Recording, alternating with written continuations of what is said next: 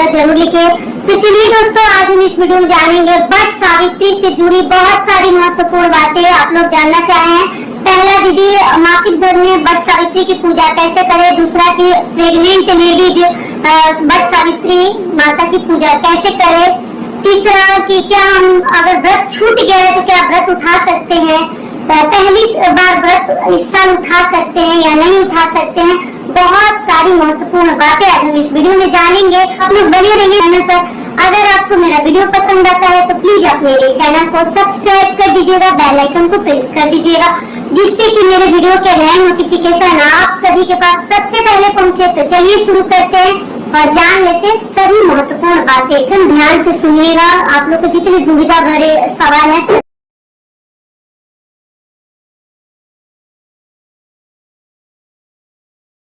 सभी सवालों के जवाब मैं दूंगी। और इससे पहले आपको बता दूं कि पिछले जो सबसे पहला सवाल कि क्या इस साल वट सावित्री का व्रत उठा सकते हैं, तो जी बिल्कुल उठा सकते हैं। ठीक है, आप देखिएगा, मैं एक और वीडियो डाल दी हूँ। आप लोग का बार बार यही कमेंट आ रहा था, दीदी क्या इस साल उठा सकते हैं, मलमास लग रहा है या नहीं लग रहा है। तो जी नहीं, सावन से पहले आप कोई भी नया व्रत उठा सकते हैं, कोई दिक्कत नहीं है।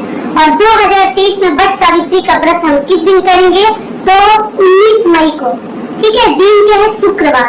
उसी दिन हमें फेरी लगानी है, भावर देनी है और वट सावित्री की पूजा करनी है। समझ में आ गया। व्रत रखनी, जो व्रत रखते हैं, बहुत सारे लोग व्रत रखते हैं, बहुत सारे लोग व्रत नहीं रखते हैं।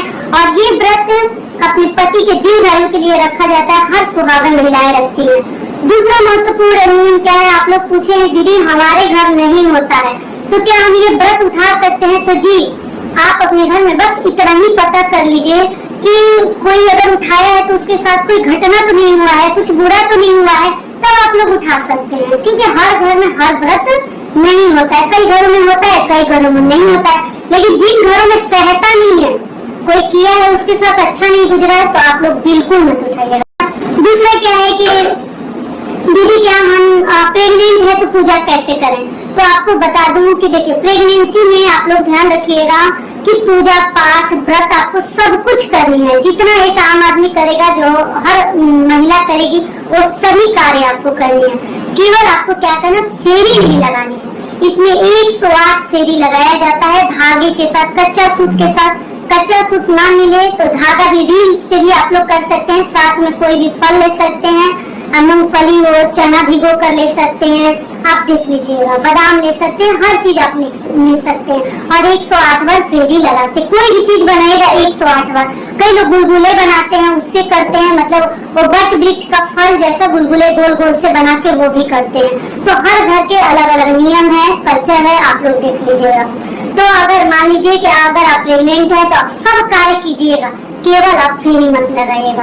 और जो लोग कहेंगे अगर धागा समाप्त हो जाता है तो केवल जो है आपको वो जो सामग्री रखे हैं, फल फ्रूट, बादाम, मूंगफली, वो चीजों से भी लगा लीजिएगा। आप लोग कहते हैं दीदी 4-5 राउंड लगाते हैं, धागा खत्म हो जाता है, 10 राउंड नहीं, मोटा मोटा वृक्ष है, तो क्या करें। तो बिना धागे का भी आप लोग फेरी लगा सकते हैं। फेरी कैसे लगानी है, घड़ी चलती है ना, घड़ी के दिशा में हमें फेरी लगानी है। आपको कोई कंफ्यूजन नहीं रहेगा, कोई आपसे गलती नहीं होगा।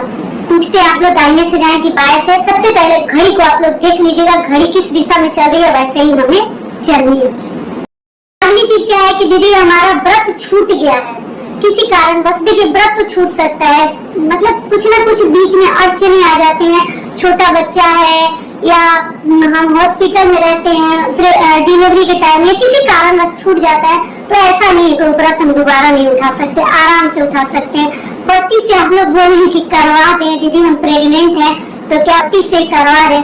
तो पति बताइए कैसे फेरी लगाएंगे, कैसे पूजा करेंगे। पति से मत करवाइए, ये तीज है, जीतिया नहीं है, इसमें आप ही को करना पड़ेगा। अगर आप सही है तो कर लीजिए, अगर नहीं करने के लायक है तो किसी को भी अपना सामग्री देकर पूजा करवा सकते हैं। ठीक है, अगर मान लीजिए आप उसी समय आपको मतलब हॉस्पिटल जाना पड़ जाए डिलीवरी के लिए, तो ऐसे वैसे तो आप लोग किसी को देकर पूजा करवा लीजिएगा, लेकिन पति से मत करवाइए। पहली बार भी उठा सकते हैं, छूट गए तो भी उठा सकते हैं। सारी बातें क्लियर हो गई। अगला महत्वपूर्ण सवाल क्या है कि दीदी मासिक धर्म में वट सावित्री की पूजा कैसे करें। तो देखिए, मासिक धर्म में भी हमें छोड़नी नहीं है, ये तो नेचुरल है, ये हर पूजा पाठ में महिलाओं के साथ कुछ न कुछ मतलब कोई ना कोई व्रत तो खराब होता ही है। पहला बच्चा तो दूसरा खराब हुआ, दूसरा बच्चा तो तीसरा तो होना ही है। इसको दिल पे नहीं लेनी है और बहुत ज्यादा टेंशन लेने से भी सच में हो जाता है, तो इसलिए आप लोग मत लीजिएगा, हो जाएगा। कोई व्रत रखनी है आपको, आराम से व्रत कीजिएगा आप लोग। दूसरी चीज क्या है कि अपने जो ही आप सामग्री भगवान को चढ़ाना चाहते हैं, पंखा वगैरह चढ़ाया जाता है, फल फ्रूट चढ़ाया जाता है, सुहाग की चीज, उसके बाद आपको क्या करनी है कि वो सभी सामग्री का जो थाल है, डाला है, जो आप तैयार किए हैं, या तो अपने घर परिवार में कोई कर रहे हैं उनको पकड़ा दीजिए। अगर वो नहीं कर रहे हैं तो कोई आस पड़ोस में पता कीजिए, कोई भी कर रहा है, नहीं कर रहा है तो आप खुद लेकर वट वृक्ष के पास चले जाइए और उनको पकड़ा दीजिए कि ये मेरा थोड़ा सा चढ़ा दीजिए। तो वो अगर वो चढ़ा देते हैं तो आपका पूजा पूरी तरीके से संपूर्ण हो जाएगा, पूर्ण हो जाएगा। और वो सभी चीजें आप अच्छे से स्नान ध्यान कर लीजिएगा। कि अगर 5 दिन हो जाता है तो आप पूजा कर सकते हैं, क्योंकि देवी की पूजा करनी है, दिक्कत नहीं है, कर सकती है महिलाओं की पूजा। क्योंकि हम सावित्री देवी की पूजा करते हैं, सावित्री माता की पूजा करते हैं, तो आप लोग कर सकते हैं। और उससे पहले है तो आप किसी से करवा दीजिए, 5 से कम दिन है तो वहाँ जाके करके, और जो ही पंखा वगैरह है, जो सामग्री है, घर में लाकर अपने पति की पूजा कर सकते हैं। पीरियड में भी है तो उनको स्पर्श कर सकते हैं, तिलक लगा दीजिए। और आप जो ही फल फलहार लेके आएंगे मतलब प्रसाद, उनको दे दीजिए, तिलक लगा के पंखा जो है झेलना है वो झेल दीजिए। और अगला महत्वपूर्ण सवाल है कि दीदी हमारे हस्बैंड नहीं रहते हैं, तो हम मतलब विदेश में रहते हैं, दूरी पे रहते हैं, कुछ दिनों के बाद रहते हैं, तो उनके लिए प्रसाद कैसे रखें? तो टेंशन लेने की जरूरत नहीं, कोई भी ड्राई फ्रूट्स आप लोग चढ़ा के उनके लिए पंखा रख दीजिएगा। सबसे पहले उन्हीं को झेलिए। और प्रेगनेंसी का भी बता दी, हर चीज में बता दी। प्रेगनेंसी में फेरी नहीं लगाते, बच्चे के लिए अच्छा नहीं होता। किसी भी प्रकार की परिक्रमा हो आपको नहीं करनी चाहिए, वो शनिवार के दिन हो, ऐसे तो पूजा ही नहीं करनी चाहिए। सूर्यदेव को भी लोग जल नहीं देते, आप देख लीजिएगा, ठीक है। तो किसी भी प्रकार की परिक्रमा, वट सावित्री के लिए ही नहीं बता रही हूँ, परिक्रमा पेट में बच्चा लेकर नहीं करते। क्लियर हो गया? और अगला चीज क्या है, आप लोग पूछे दीदी वट वृक्ष नहीं मिलता है तो कैसे करें? तो देखिए, वट वृक्ष मिल जाए तो बहुत अच्छी बात है, बहुत दूर है तो टहनी तोड़ के आप लोग कर सकते हैं। पीपल वृक्ष की सोमवती अमावस्या में आप लोग पूछे थे कि पीपल वृक्ष की टहनी तोड़ कर दीदी क्या घर में लगा के वट सावित्री जैसा हम पूजा पाठ कर सकते हैं, परिक्रमा लगा सकते हो? तो जी नहीं, पीपल वृक्ष को नहीं तोड़ते हैं, नहीं तो बहुत अधिक हमारे ऊपर दोष लगता है। लेकिन वट वृक्ष को आप तोड़कर गमले में लगाकर कहीं भी ऐसी जगह लगा दीजिए जहां आप घूम सकते हैं, पूजा पाठ कर सकते हैं, और लगाकर आप लोग पूजा कर सकते हैं, किसी प्रकार का दिक्कत नहीं है, ठीक है। अगर दूर भी है तो पहले से ही लाकर गमले में लगा दीजिए, थोड़ा सा तो मुरझा ही जाता है, फिर भी कोशिश कीजिए। अगर वो भी नहीं मिलता है, मान लीजिए कई ऐसे जगह है जहाँ वो भी नहीं मिलता, तो क्या कीजिएगा, तुलसी माता की पूजा कर लीजिएगा, उन्हीं की परिक्रमा लगा लीजिएगा, मन में सावित्री माता के बारे में सोचकर, ये भी टेंशन दूर हो गया आप लोग का।